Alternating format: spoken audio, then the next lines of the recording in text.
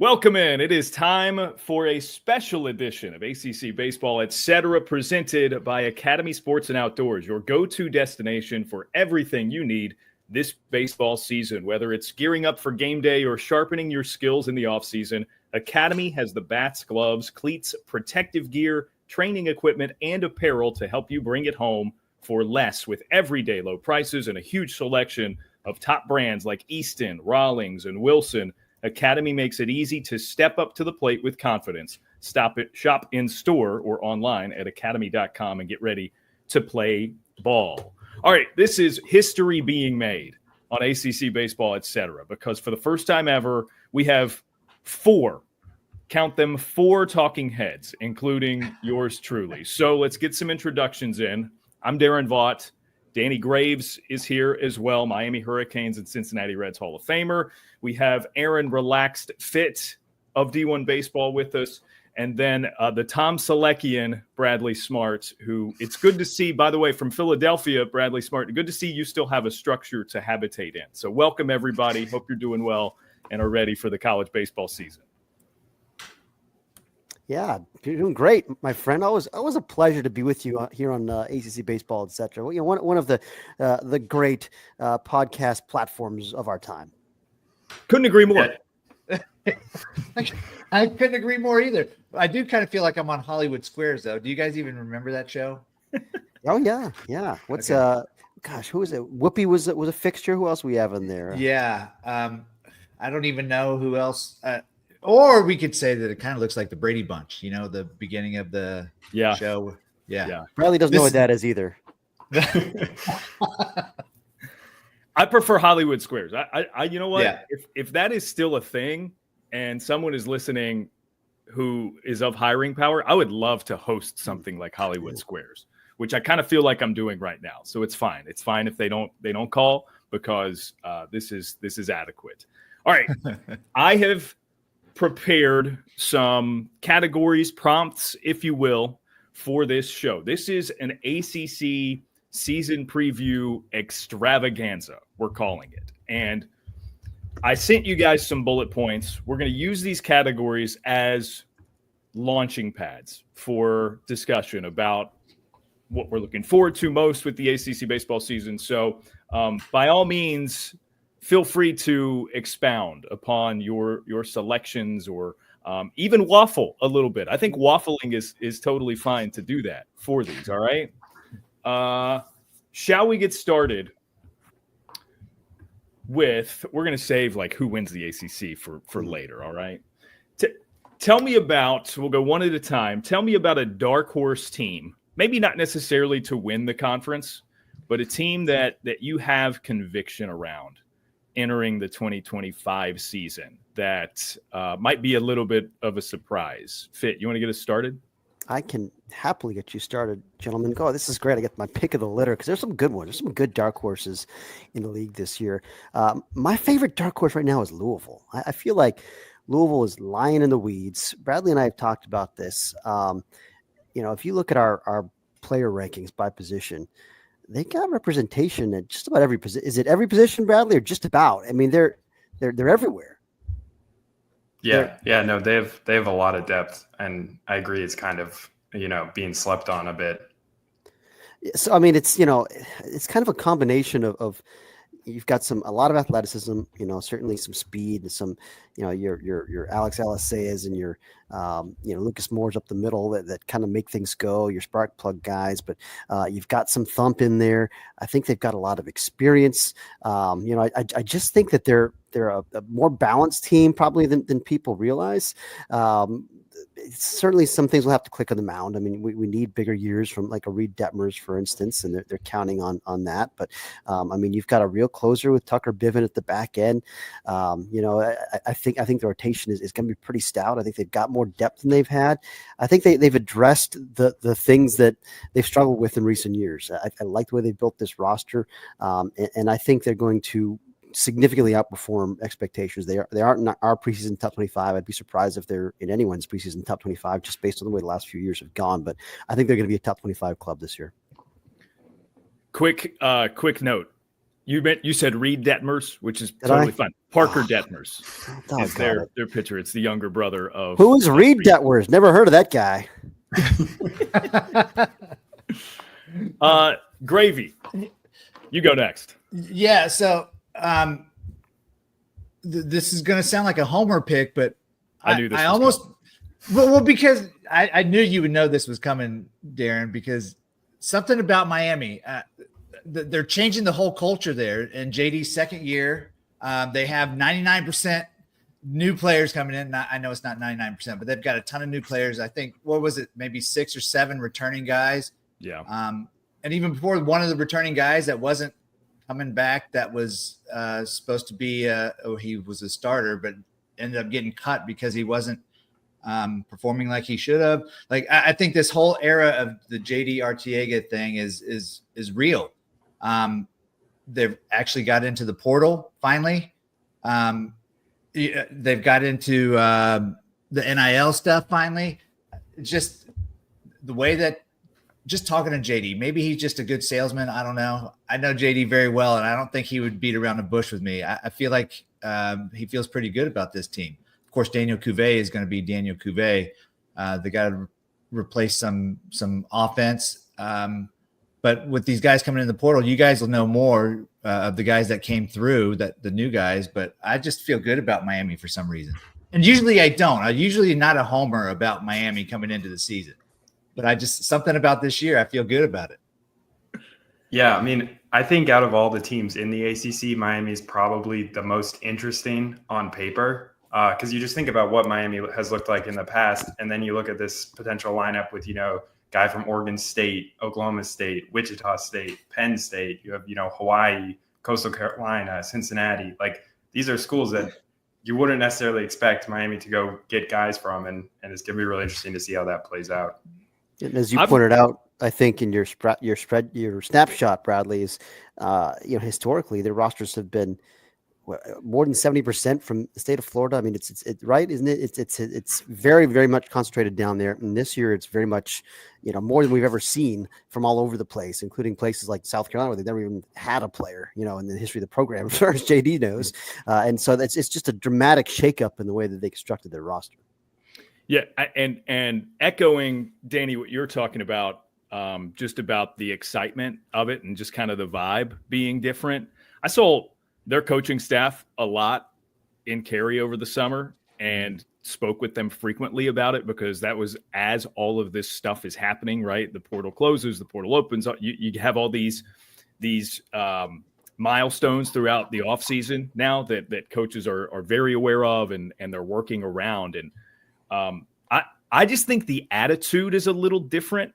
They got tired of not being Miami really quickly. And they took it personally and took it to heart as a coaching staff to get in the portal and really shake things up. With that being said, you Aaron mentioned Louisville, and I have them in this category as well. There are a few teams in the league that I think have such a huge disparity between their floor and their ceiling. And I think Miami, just because of all the uncertainty of how it's going to mesh and gel together, is one of those teams. I think Louisville, I believe they're one of those teams. It's a team that we could see in the top 4 in the ACC by the end of the season. But certainly with the league being as deep as it is, they could drop down and be, a bottom half team as well. So it's interesting that you guys have both mentioned two of those teams that I think are sort of less certain is not the word, but anyways, that's how I described it. They've got a large disparity between as good as it could be and as bad as it could be. And that is, I think, a testament to the talent in mostly a testament to the talent. Yeah. Bradley, get us rolling with your dark horse. Yeah. I think Stanford is the one for me. I mean, last year, you go from 3 straight Omaha appearances to, I think, like 11 games under 500. Wheels kind of come off a bit. But talking to David Esker, sort of getting a sense of this team, what you see is in 2020, when that season, obviously shut down pretty quickly, they started bad that year. They were not good. They did not have depth. They were young. They took their lumps in, however many games, 15 games they played. And then they come back the next year, set off that run.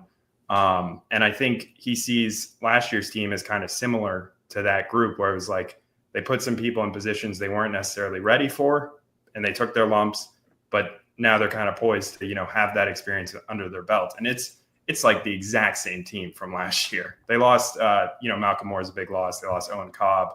And, there's obviously Rentaro coming in as a huge addition. But I think with them, it's one of those things where it's like, we saw what they did last year. It was not great, but all those guys are back. They're a year older.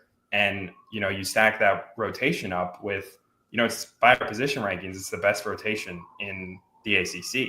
Like you have Matt Scott, Christian Lim, Joey Volko. Those are 3 top 50 arms. And so if they're pitching well and some of these pieces in the lineup, take a step forward, find more consistency, like there's no reason this team wouldn't be in the top 25.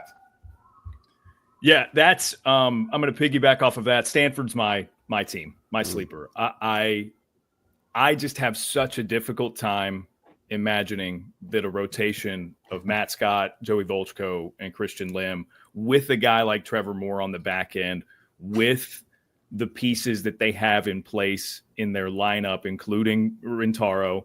I have a hard time imagining that is an unsuccessful season by most measures. And like, again, they're sort of in this category too, in that objectively, they were not a good team last year. We just said that most of the team is back. It is fair to assume that there's a possibility that they have a repeat performance, especially jumping into stingier competition in the ACC. However, the ceiling is extremely high. Extreme. I'm talking Omaha high. Like this is a team that has loads of potential, and they've got one of my favorite freshmen, not named Rentaro, in the conference, is Charlie Bates as a shortstop, and I think he's going to have an impact. Maybe not right away because it's a loaded position group for them, but he's going to make a difference. And I really like Stanford's makeup. And look, we all know I am officially in the Rentaro Sasaki business now, right? Like if you're not aware of that, head over to the D1 Proper podcast feed, 6-part series, Rentaro, yada, yada, yada. I will use this to relay into our next category. Does anybody dare not pick him as ACC Freshman of the Year? I like other guys too, but I mean, I think he's going to have a Seth Beer-like freshman season, and then some. I mean, it just, come on, there's a reason this guy's a legend already, and I feel like guys with this kind of profile, when they show up on campus, they usually pan out. I can't remember, I don't know if there's ever been a player with this much hype as an incoming freshman, but usually those really, really, really, really hyped guys, there's a reason they are, and certainly I'm buying. I mean, the power is legendary, the hit tool. I think it's going to be, 20. Think what Rune said, the over under 20 or something. I was like, oh yeah, that's easy. I'm taking the over, I mean, like whatever it was, I'm taking the over. I think he's going to be a monster. And I'll tell you this too, real quick on Stanford. I'm with you guys. I mean, in fact, I think I had them in my early 8 for Omaha at the end of last season, and just because I really love the position player group, the young group. I mean, last year the freshman class was fantastic, and just they had to take their lumps. But I think those guys are going to be a lot better. I think if they were still in the Pac-12, I'd be like, oh yeah, this is like this is a potential Omaha team. I'm nervous about the transition to the ACC and all the cross country difficult, rigorous road trips. 4 of them, I think, maybe 5. I don't know. I can't remember from the schedule analysis, but it's not going to be easy. And you throw in, again, going into a league that is better teams with all that travel in year one, it gives me a little bit of hesitation. That's one of the reasons we didn't sneak him into the top 25. To clear up that point, they are the California team that has 5 trips. Cal has Stanford on its road schedule. So they only have to go across the country 4 times. I believe that's right. That's what I'm saying. So yeah, you're right. The schedule in terms of how the travel plays against them, it is worse for Stanford than it is our other new West Coast buddies. There's also the interesting element, and Danny and I did a show on the new tournament format. Even if they're the 8th team in the conference, they're playing at 6 a.m. Pacific time in Durham in that tournament. So like a consideration for here in a minute when we start talking about, okay, who do we think is a good fit to win that now single elimination tournament in Durham at the end of the season. And everybody gets in, of course, now because it's 16 teams in. But just something to consider for Stanford, or even if you had Cal making a run to tear through the field at Durham Bulls Athletic Park. Well, I would hope that they would get in plenty of time ahead of time to try to adjust, because I can't imagine playing at 6 a.m. in the morning, your time. But I'm kind of piggybacking on Stanford too. Like, I feel pretty good about them because I can't think of any other team that has a rotation like they have for Friday, Saturday, Sunday, right? Like, as long as there's health throughout the year with these guys, I'm not saying they're going to breeze through it and dominate, but it makes it a little bit more comforting to know that you have 3 studs starting every weekend game, every weekend series, playing against these tough teams in the ACC conference. And with Rentaro, you think about the hype that's coming with him. And Darren Esky told us he's played in front of 50,000 people before. So, the nerves is not going to be a thing. But when guys come from Japan, I think about like Ichiro and Hideki Matsui. There was a little different vibe with Ichiro. It's like when they were talking about Ichiro coming, they knew that he was going to be great. Hideki, they just called him Godzilla because he was huge. He had a ginormous head and he was just a monster. So I guess my point is, when there's hype coming over for Japanese players, I think it's real, because we've seen other Japanese players come to the big leagues and there hasn't been hype on. There's just, Japanese player comes over and he's trying to make a team, whatever. But when there's hype about these guys, it's the real deal. And I feel like Rentaro, there's no other freshman that I want to see more than Rentaro Sasaki. I think the world wants to see this guy. America wants to see this guy. And of course, the ACC conference is lucky to have this guy. Agreed. I'm going to follow up with a freshman that I do like. And I was texting a friend about this, and I almost got the wild hair to say, you know what? I think I might pick this guy ahead of Rentaro. But again, I am firmly feet planted in the Rentaro business. But I really like the makeup of James Nunnally at Virginia.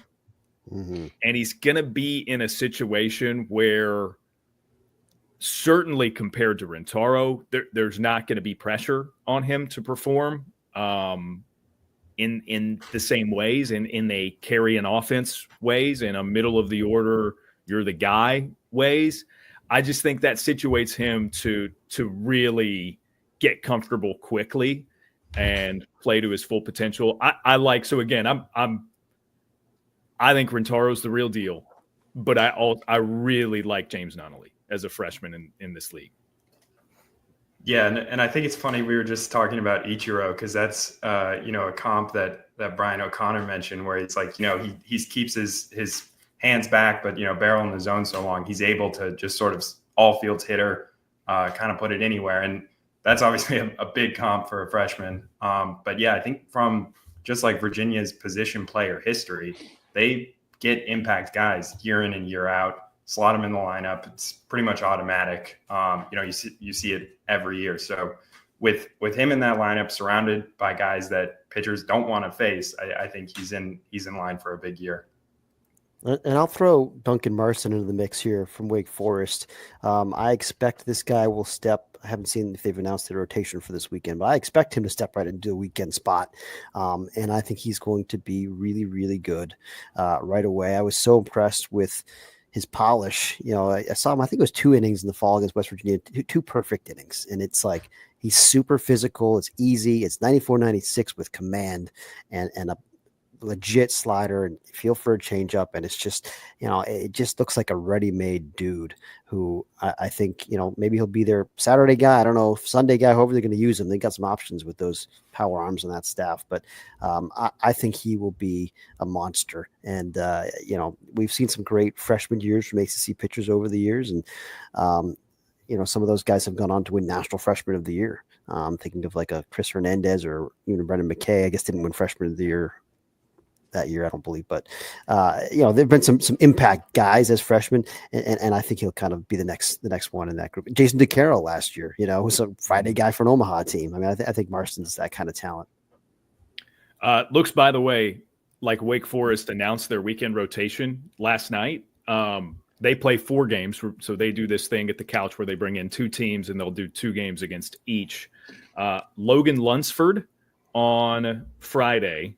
Saturday's starters are going to be Joe Areola and Matthew Dallas. And then Sunday, they're starting Blake Morningstar. All right, so you can go ahead and just render my whole point moot then. Thanks, Darren. Well, no.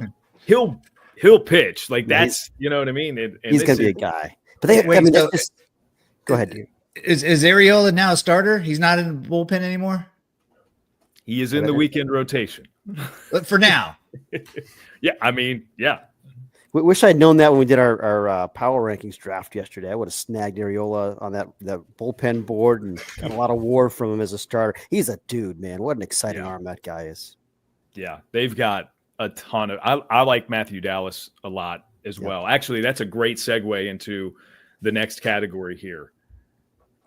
Tell me the incoming transfer at an ACC program you're most excited to see this season. Who wants to go? Gravy? Bradley? Yeah. Okay, go ahead, Bradley. I'll stick with Virginia. I cannot wait to see Chris Arroyo either in the lineup playing first base or, potentially in the weekend rotation. I mean, I think it's always interesting to see, a D1 guy go to the JUCO level, come back. That's what he did, obviously, Florida to, Pasco Hernando State. And what he did last year at the junior college level was unbelievable. I mean, he hit, I think, 403 with 19 home runs, started 11 games. He had a complete game, sub 4 ERA. And how that translates to, the ACC is certainly interesting. But I think he's going to be really exciting to watch. Obviously there's Kyle Johnson at Duke, but some really, high quality 2-way guy. All right, so, yeah. So I want to go with a kid from Florida State. We know that Florida State lost a ton of guys, ton of hitters, outfielders. And just reading Bradley's article on the transfer portal verdict, I'm really intrigued by Chase Williams. This kid comes from Northwest Florida State College. They need somebody in the outfield to produce after losing JT3, James Tibbs III, who I'm not saying Chase Williams is going to be JT3, but I feel like this kid, a switch hitter, hit 380 last year, 29 stolen bases, a guy that could just wreak havoc for Florida State. I don't remember the last time they had a guy that had a ton of stolen bases like that. If you guys know, please tell me. But, I mean, this is a guy that can come in and really make some noise, be a difference maker at the top of the lineup for them. Agreed. I will go, speaking with guys who could be a difference maker at the top of the lineup, I'm going to take Kane Kepley, North Carolina. Pick your pocket, DV. Yeah, you picked it. Yeah. Pick my pocket. Vance Honeycutt 2.0. Well, let's not get carried away, but that's his job is to replace the best player in North Carolina program history. You could argue. I think Scott Forbes has argued that Vance Honeycutt is the best player in North Carolina history, which is saying something. They've had some good players over the years, but I think Honeycutt, obviously a generational defensive talent. They're not going to lose a lot with Kane Kepley out there, which is, again, a loud statement, but I mean, he can really cover some ground. He flies. I've talked about it before, but for a short guy, he's strong. He hit 9 home runs last year, which is something I didn't see coming. I remember seeing him as a freshman. I was like, I like this little joker. He controls his zone. He's got feel for the barrel, but would not have guessed he would be like a 9 home run guy as a sophomore. Did not see that coming. He's got some bat speed. And, but I mean, the play discipline is elite. which will make him a great fit, I think, at North Carolina, program that year in and year out, it seems like the top 5 in the country in walks. It's something they're really good at. Their approach is very consistent year over year, it seems like. And he's going to be the guy who really makes them go. So huge get for them out of the portal. Yeah. The Vance 2.0 notion, by the way, I don't think he's going to have necessarily the pop that Vance had in every case. But they're both from Salisbury, North Carolina. He's just like fitting right in there. It seems apt that nice. he's there. All right. So I'm pivoting here from Orange County, North Carolina to Orange County, California, which is the place from which Justin DeCrisio hails. Ooh. Shortstop from San Diego to NC State. I like my defensive middle infielders. And this dude is a platinum, gold, silver, aluminum, whatever metal you want to assign to the glove, he plays with it.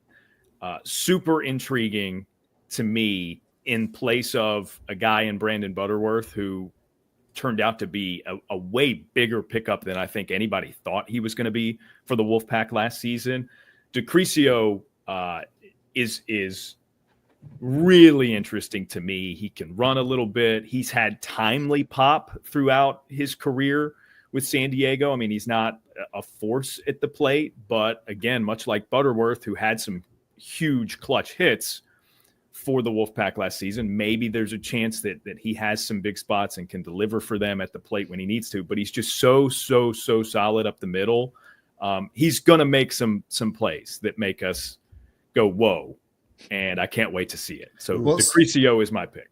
Speaking as a former pitcher and all the pitchers around the country, who cares what he hits if he plays that good a defense, right? Like you're saying he's that good with all them colored gloves. Yeah, put him out there. I'm right there with you. I think Elliott Avent might care a little bit how he hits. They lost like 70% of their production. So, I think it's safe to assume they want him to hit a little bit, but he's going to be as sure-handed as anybody up the middle.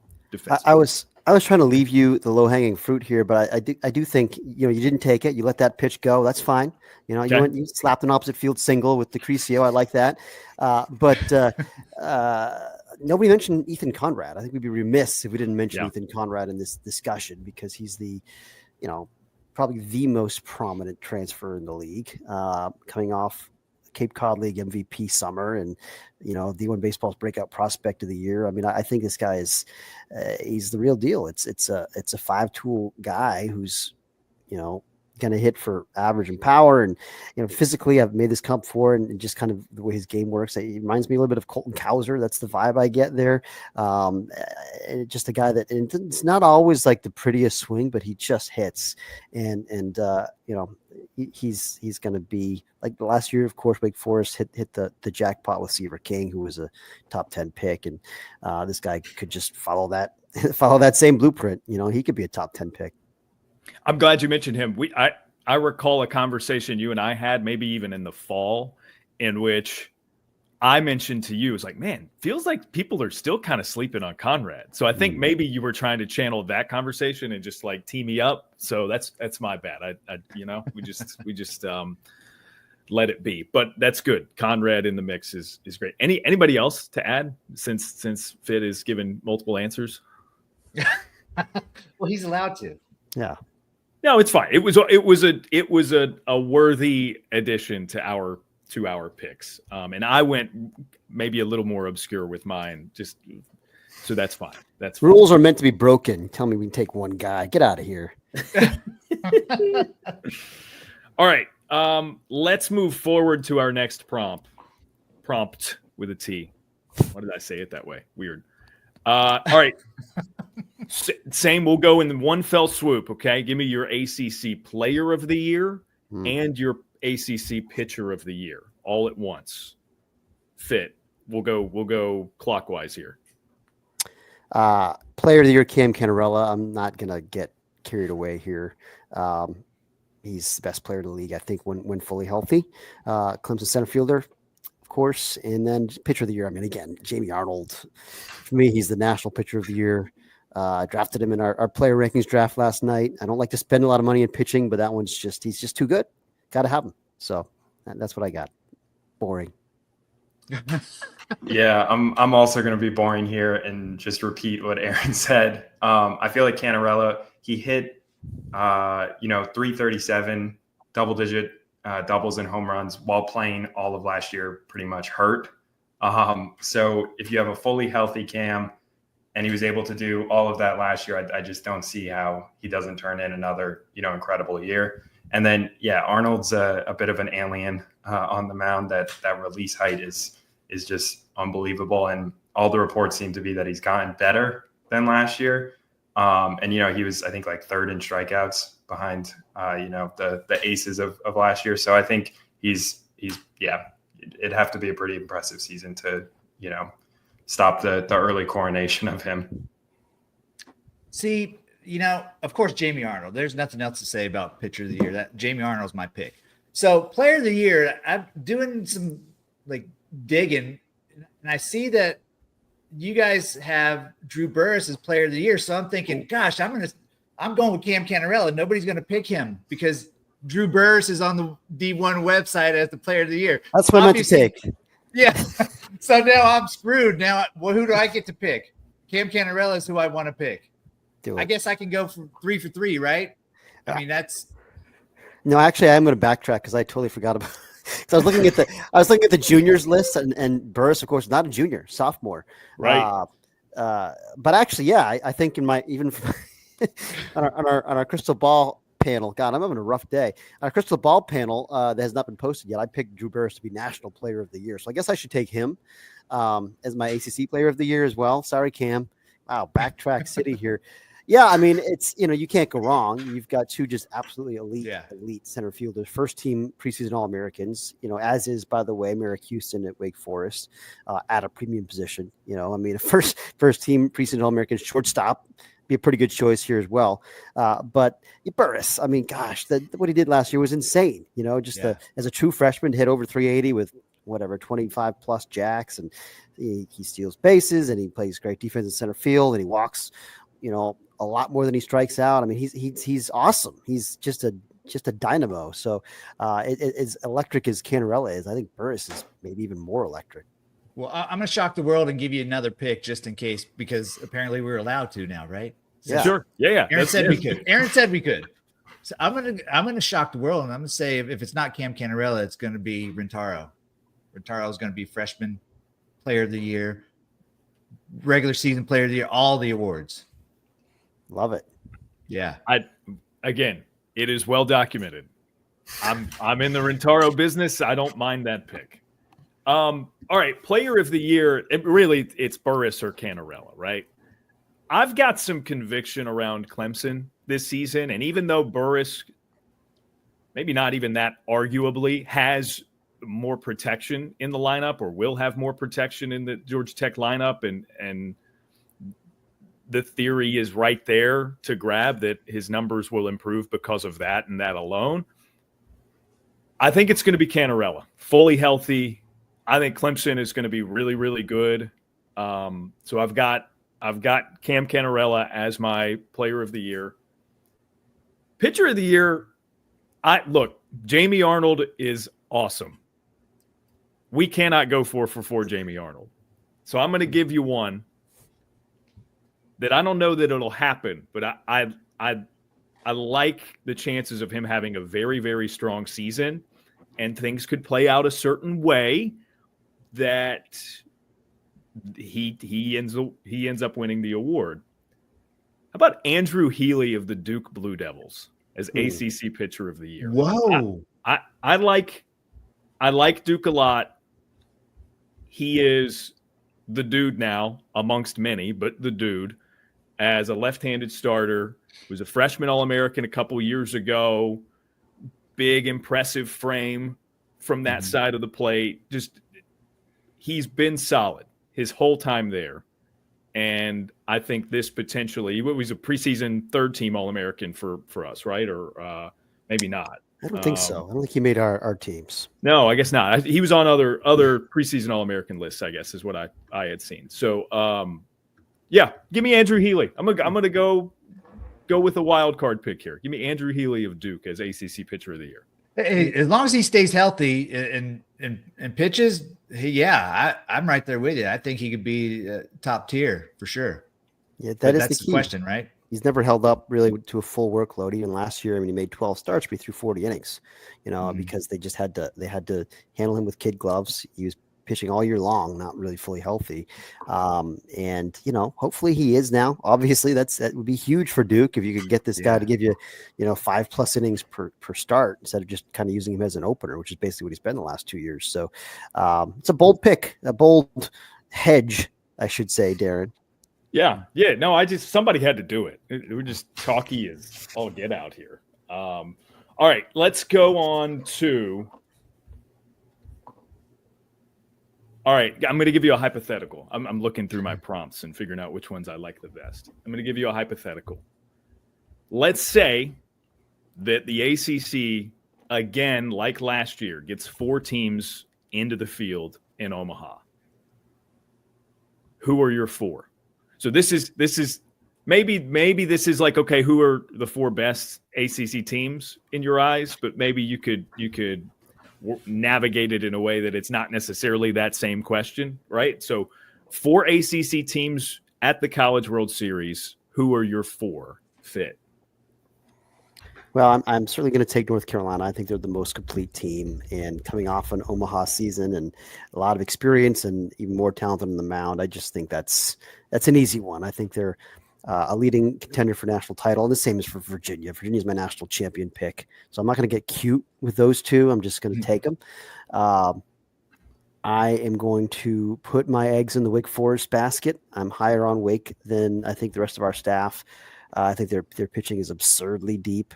I mean, I just spent 2 minutes talking about how much I love Duncan Marston, and he's not even one of their top 4 starters this weekend. So it's absurd how deep they are on the mound. And of course, again, star power up the middle. We've talked about Merrick Houston and Ethan Conrad, both All-Americans, preseason All-Americans at up the middle spots. Sign me up for that. I think they did a great job rebuilding their roster in the portal. I think they're going to be awesome. I think they're really kind of lying in the weeds now, that post-hype sleeper coming off a preseason number 1 team where they kind of disappointed and everyone's jumping off the bandwagon. Go ahead and jump, fellas. I'm sticking along for the ride here. And then, I'm going to go with Duke. I think it's time for Duke. They've been knocking on the door to Omaha for a while, 3 super regionals now under Chris Pollard.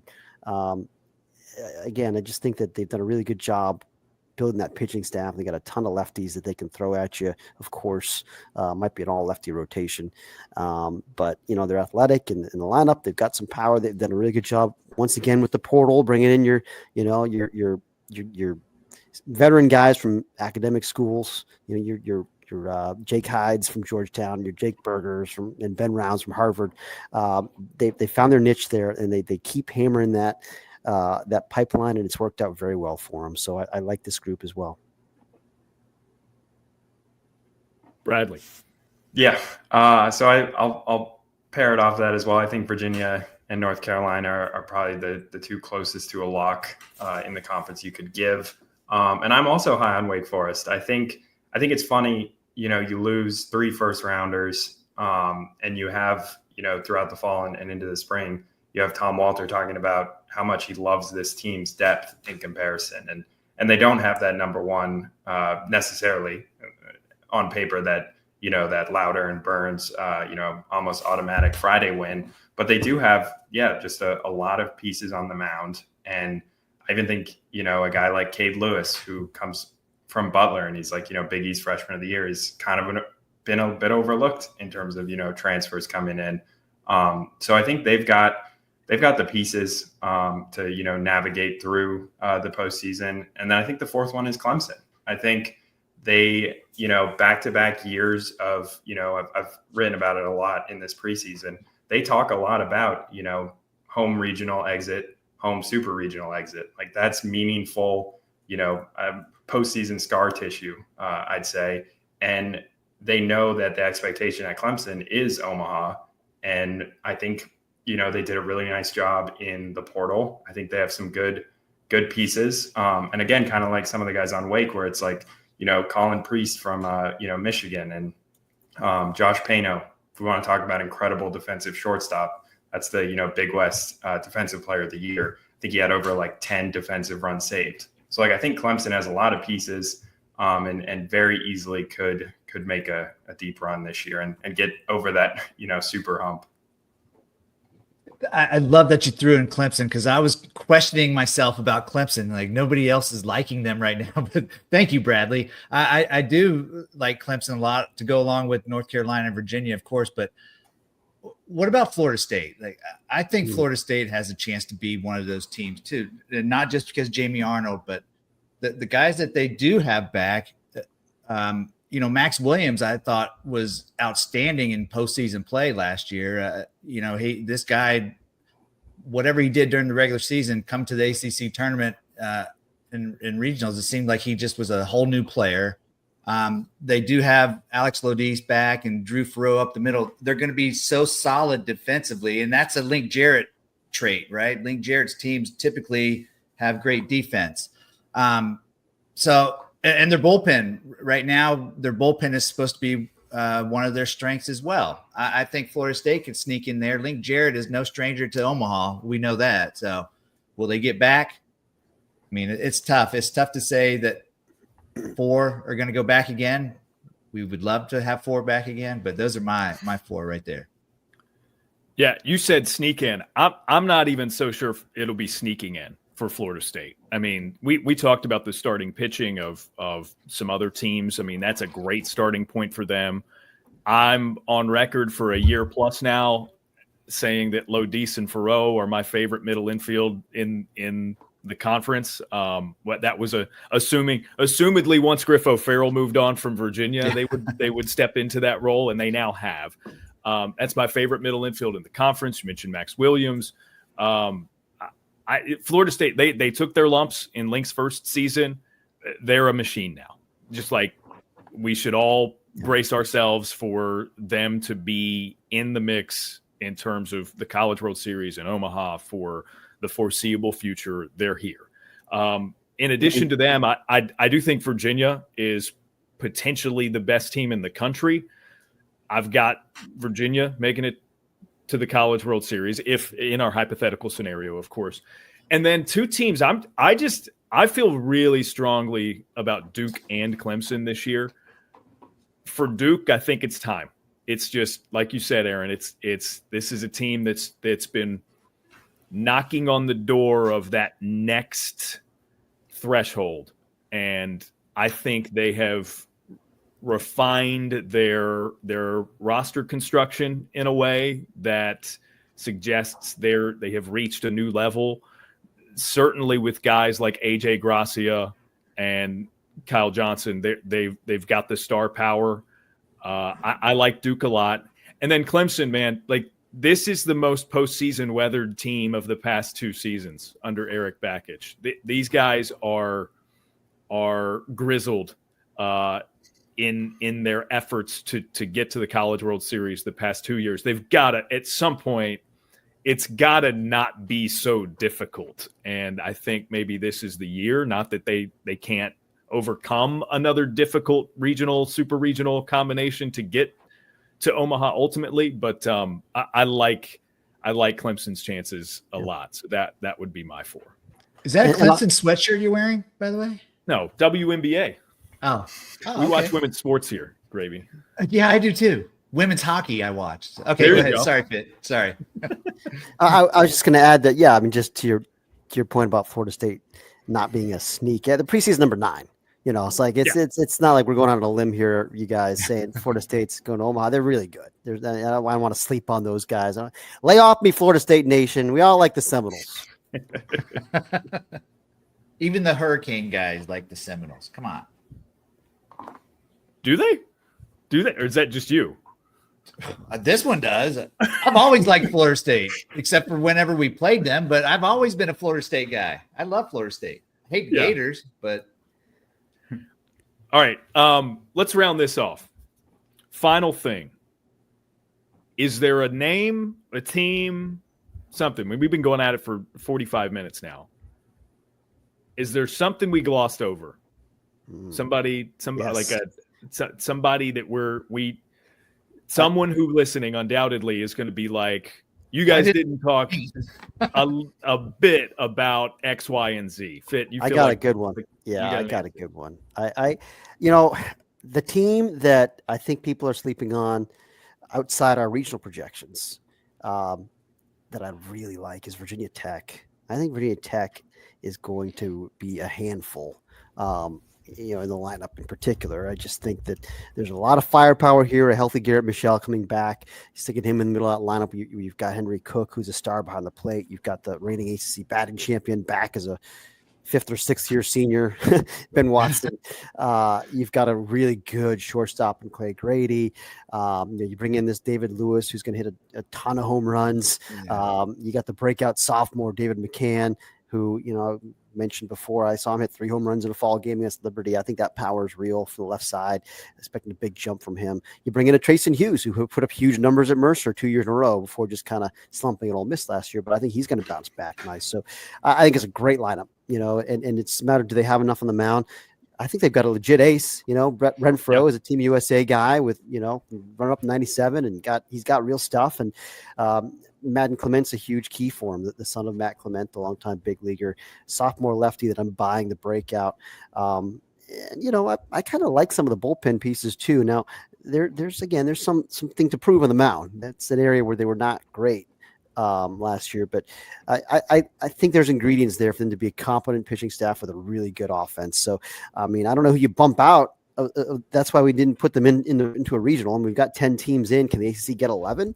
Maybe, or maybe they just play and outperform this and bump somebody else out. That always tends to happen. There's always somebody from farther back in the pack that jumps up, and they're the team that I could see doing it.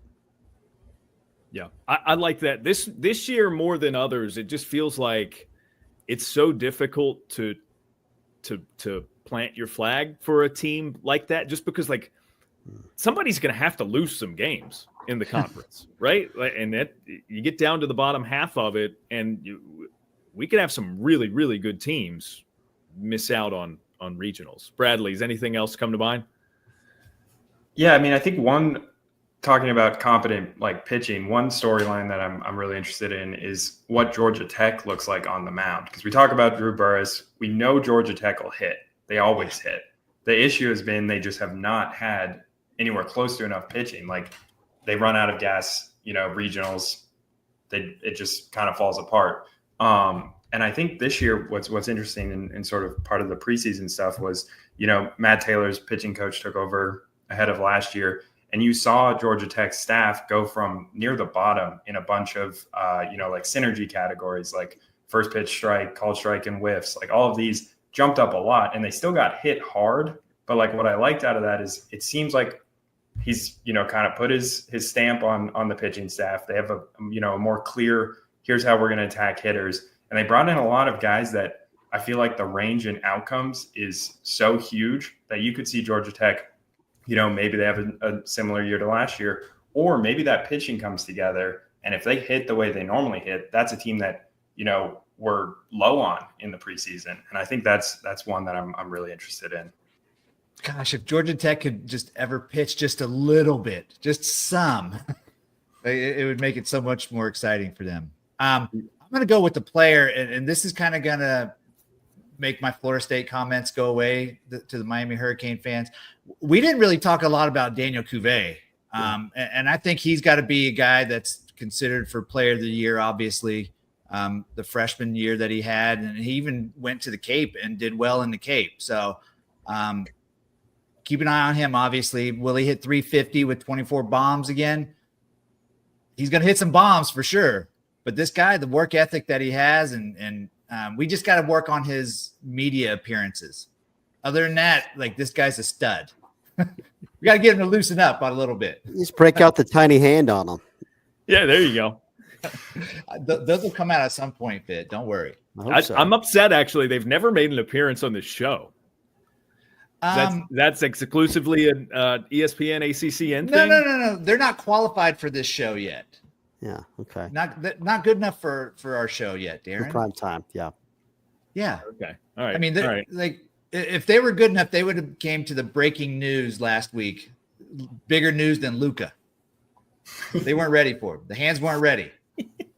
All right. I'm going to mention a couple of names that we have failed to throughout this. We talked a lot about Clemson. We mentioned Louisville off the top. I think as we discuss player and pitcher of the year possibilities in the conference, both of these teams have, at whatever odds, they have a chance to sweep those, because we mentioned Cam Canarella at Clemson. Aiden Canuck is a pitcher of the year type dude. Yes. At the top of the rotation for Clemson. Mm-hmm. Had a remarkable freshman campaign. I expect huge. I mean, obviously, I said they're going to be in Omaha, so that would assume that great things are done by Aiden Canuck. For Louisville, Zion Rose is one of my favorite players in the conference. He is for sure, as a sophomore, a player of the year type if things go a certain way. And they've got Patrick Forbes sort of centrally focused on pitching for the first time since he got there. He arrived as a two-way player, got injured, so like that has factored into this decision to make him a PO. But mainly it's just that, he has the chance to be an excellent starting pitcher for them. And this would require a breakout of sorts, but we've all seen the stuff. Patrick Forbes is electric. So I just think that those two teams, it's unique position for a team to be in a place where you've got a viable candidate at both of those spots. And I think it's not the be-all, end-all, but it's a pretty strong indicator that you can have a really, really good season. So the failure to mention Canuck or Rose and Forbes is what stood out to me. So now everybody can get off of our case. We got it all covered. We're good. All right. There's just so many good players in the league. There's so many good players in the league. It's crazy. I mean, again, we made this point, I think, on another podcast, but you just look at the D1 baseball preseason All-America teams. It was 12 first teamers from the ACC, I think. 10, whatever it was, 10 or 12, and the SEC had 3. I mean, you can make a case there's more frontline, high-end talent in the ACC this year than the SEC, and we'll see how that all plays out, once lights come on. But this league is loaded this year. It's insane. I think you're going to see that borne out in the draft results, and certainly talent plays. I mean, that's the thing, is if you got this kind of pro talent, you're going to win a lot of games, period. So it's going to be a really fun year for the league. Very, very excited about it. Yeah, I agree. I gave Runes this hot take via text a few days ago. I think everything that you just said regarding the talent in the league is true compared to the SEC. And I believe that it will pan out in terms of Omaha numbers. So I told him I think ACC gets 4, SEC gets 3, and then we get an Oregon or an Oregon State or Santa Barbara or whomever for the 8th team in there. That would make sense to me anyway, is kind of the way I positioned it. And that doesn't have to be a slight to the SEC. They lost a lot of talent via the draft. I just don't, when I look over at their teams that are picked toward the tops of various rankings, there's just a few more question marks, like uncertainties.